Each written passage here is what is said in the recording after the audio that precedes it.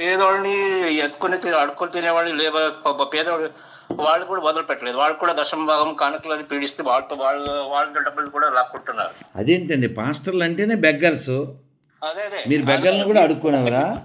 అదే వీళ్ళకి ఎందుకు జీతాలు, గౌరవం ఎందుకు, వేతనం ఎందుకు అని వీళ్ళకి నేను అది కాదండి, గవర్నమెంట్ ఎందుకు ఇస్తుందంటే ఆ, ఇక్కడ అన్నయ్య కావచ్చు, అక్కడ ముద్రామయ్య కావచ్చు, ఆ, వీళ్ళు దేశ ధర్మ జాతి వ్యతిరేకులు కదా, వాళ్ళు అలాగే ఉంటారు. ఆ. మీరు పంది దగ్గర జాస్మిన్ స్మెల్ ఎక్స్పెక్ట్ చేసినట్టుగా మాట్లాడుతున్నారు. అది ఎలా నేను ఏమంటే ఇప్పుడు పోలీసులు వీళ్ళకి ఇట్లా ఇట్లా పార్షాలిటీ ఎందుకు చేస్తున్నారు, వాళ్ళు కూడా ఎన్కౌంటర్ చేసి పడాలి కదా. నేను అలా కాదండి. ఇప్పుడు యథా రాజా ప్రజ ఏం సార్ నేను మీకు చెప్పాలనా? ఆ, నేను మీకు చెప్పాలండి సార్ పిల్లవారు. పాస్టర్ అంటేనే దొంగ. అలాంటి దొంగోడికి జీతాలు ఇవ్వడం అంటే ఇంకా ఆడెంత దొంగ ఆడెంత లంగా ఇంకా అర్థం చేసుకోవాలి మనం. అది వీళ్ళు చేస్తే పర్లేదు, చూడు అపోజిషన్ పార్టీ వాళ్ళు ఎందుకు కూరుకున్నారు అని నేను అది అర్థం కావట్లేదు సార్. ఇప్పుడు అందరూ దొంగలనే సినిమా ఉంది సార్, అవును.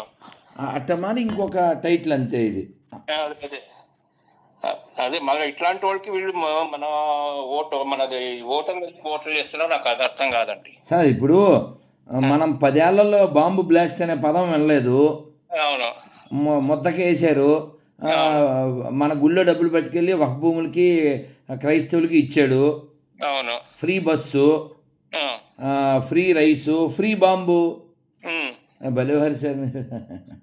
అదే మళ్ళీ ఇంకా ఏమంటే ఇప్పుడు మన భారతీయులు ఇప్పుడు 800 ఏళ్ళు పరాయి అంటే పరాయి విదేశీయులు వచ్చి పాలనలో ఉన్నారు. ఆయన కూడా మా భారతీయులు ఇంకా ఏం బుద్ధి నేర్చుకోలేదని. అదే కదా సార్, మా బాధ కూడా అదే సార్.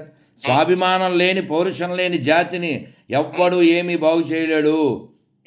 సో వాళ్ళ వలన అందరికీ నష్టమే, అందరికీ కష్టమే. అందులో ముఖ్యమైన వాళ్ళు సెక్యులర్ కుక్కలు, వాళ్ళు ఇంకా ప్రమాదం. ప్లీజ్ సార్, ప్లీజ్ సార్, నేను ఉంటాను సార్. ఏం లేదు, స్వామికి నివేదన చేయాలి. అదే